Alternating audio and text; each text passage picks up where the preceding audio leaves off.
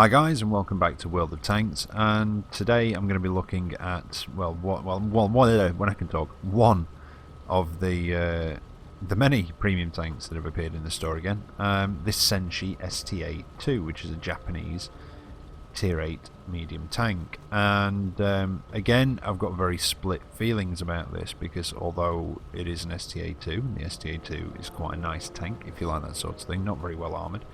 But a very good gun and very good pen, especially for a Tier 8 with preferential matchmaking as well. And although it does look very nice, it is just a carbon copy of the STA-2 that's already in the game, but this will set you back roughly, I think it's about, on its cheapest bundle, I think it's around 1,000 more gold, maybe just above that actually, but yeah. So yeah, this will set you back about 1,000 more. The STA-2, the normal one, sits in the tech tree all the time at 7,400. I think the cheapest bundle for this is about 8,400 or 8,600 when it comes on, and it is literally just a carbon copy. It is exactly the same, apart from this looks nice. You know, it does look nice, I've got to admit that, and it has a 0.03 increase to its concealment, both stationary and on the move. And that is it.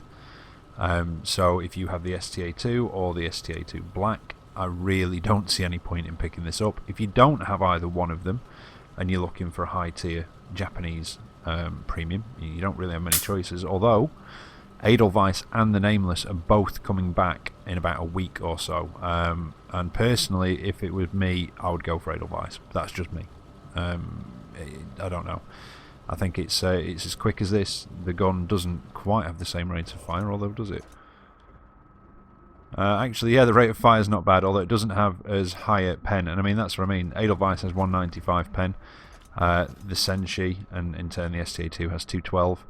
And the STA-2 gets preferential matchmaking. The Edelweiss doesn't. But then again, Edelweiss does have a lot more armour. A hell of a lot more armour. So yeah, I don't really want to spend too much time on this because, well, I've gone into detail in the STA-2 Black review and you know, highlighted the only difference between that and the standard version. So you get the same bonuses on this, which are 50% silver and 15% XP, and it is exactly the same, same everything. The gun is really good on this though, and that's one of the things I do like about the STA-2. You get 8.44 rounds a minute, 212 pen, standard 90mm, 240 damage. 275 and 240 for your premium, which I think are heat, although we'll have to have a look at that. 45, 320 for your HE, which are again just standard sort of 90mm values. 210 aiming time, 0.37 accuracy. Traverse 44 for both turret and hull. Armour on the turret 70, 60, 35 and a 380 meter view range. And again, like I say, you know, there's not much to say about it.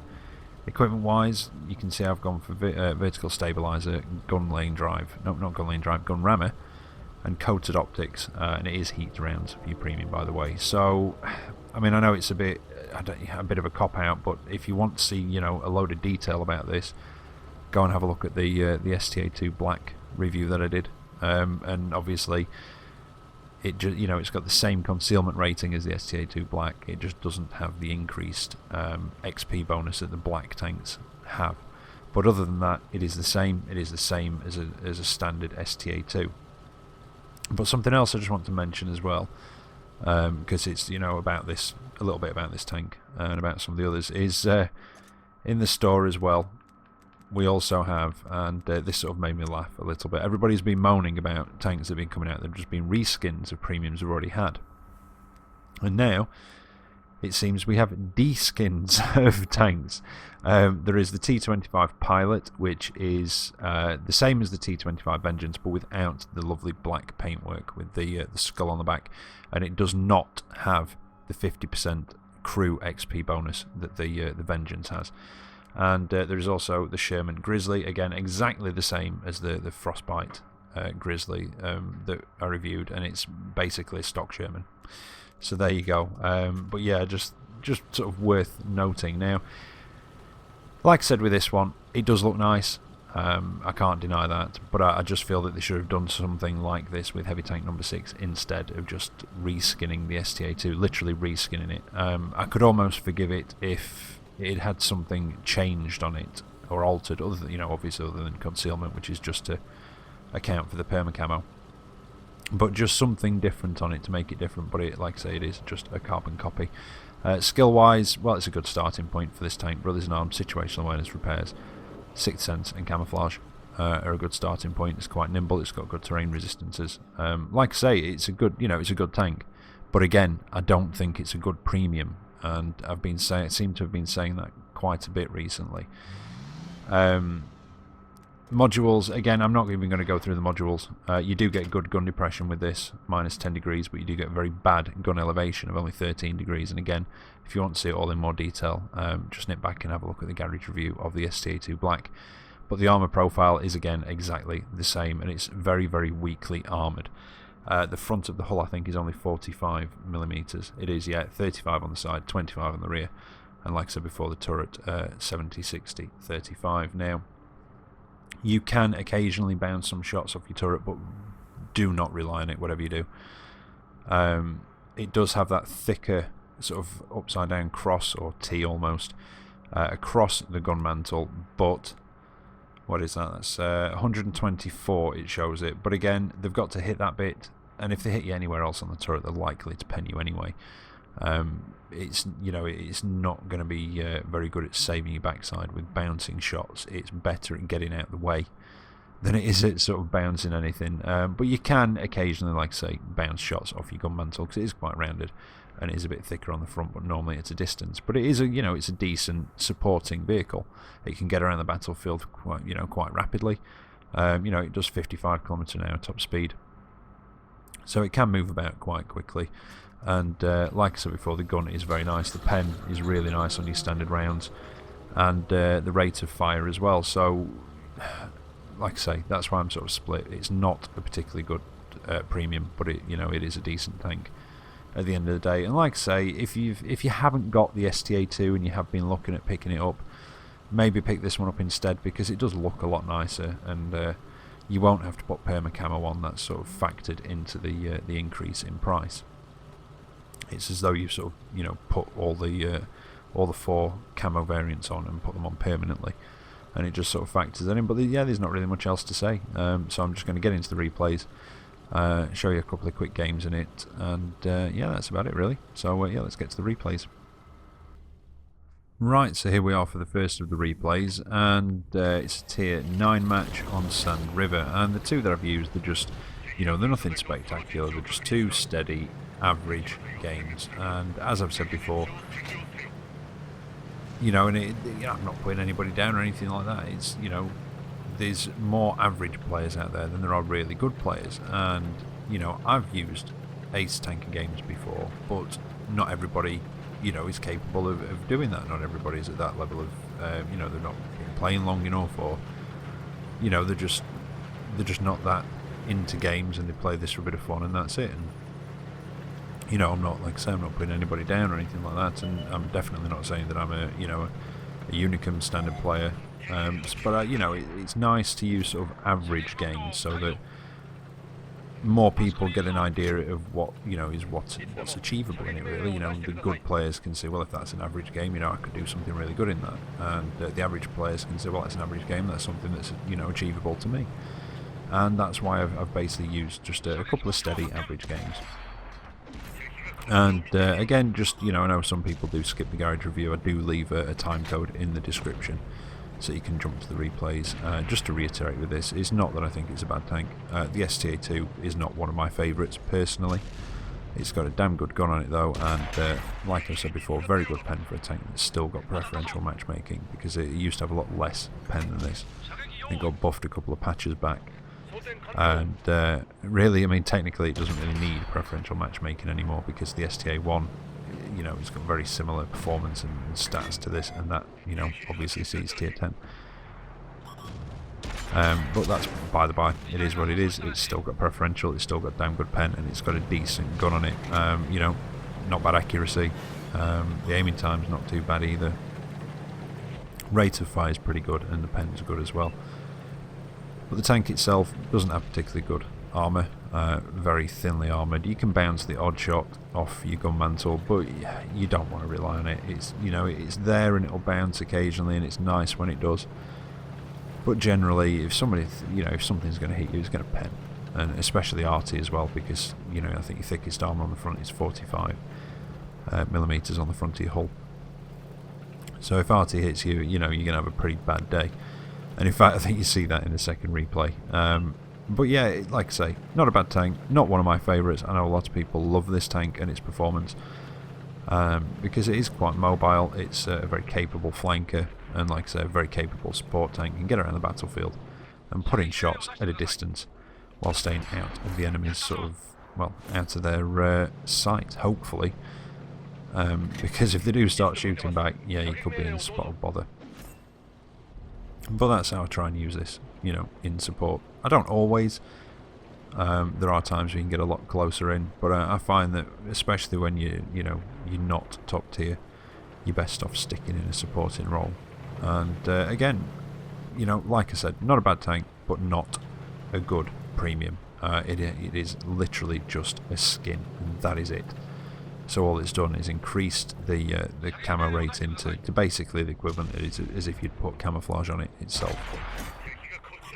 And I do think they should have basically done something like this with heavy tank number 6. I mean, I know that is just a Tiger, you know, another Tiger, but it is in the Japanese line. It is a tier 6, and to me, it just seems like it'll be a nice change of pace for Japanese heavy tanks, because what have you got? You basically got the super heavies, and that's it. So big, you know, big, cumbersome, you know, machines that it just gives you a bit of a like change of pace, like I say.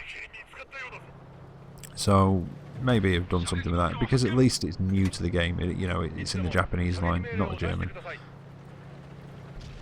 But you know, again, it is what it is. But I just seem to, like I said in the garage, I just feel like I've been saying that quite a bit recently, that it's not a bad tank, it's a good tank, but it is not a good premium. And as I said before, I think this is about, at its cheapest package, it's about 1,000 or 1,200 more gold, and that essentially accounts for the perma camo. But it does look nice, and yeah, like I say, you know, if you haven't got an STA-2 and you were thinking about getting one, or you know, something for the Japanese, there is this. You know, there is the normal STA-2, and just pay for your camo with silver every now and again.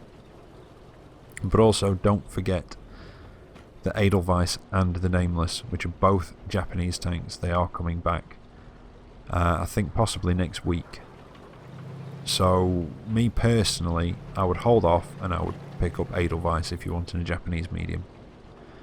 And, you know, I've done a review of that, a few people have done a review of that, and the general consensus is that although some people don't like the look of it and like the fact that it's in-game because it's not a, you know, a real tank, so to speak, but then again, a lot of these aren't. They were only prototypes or even just designs.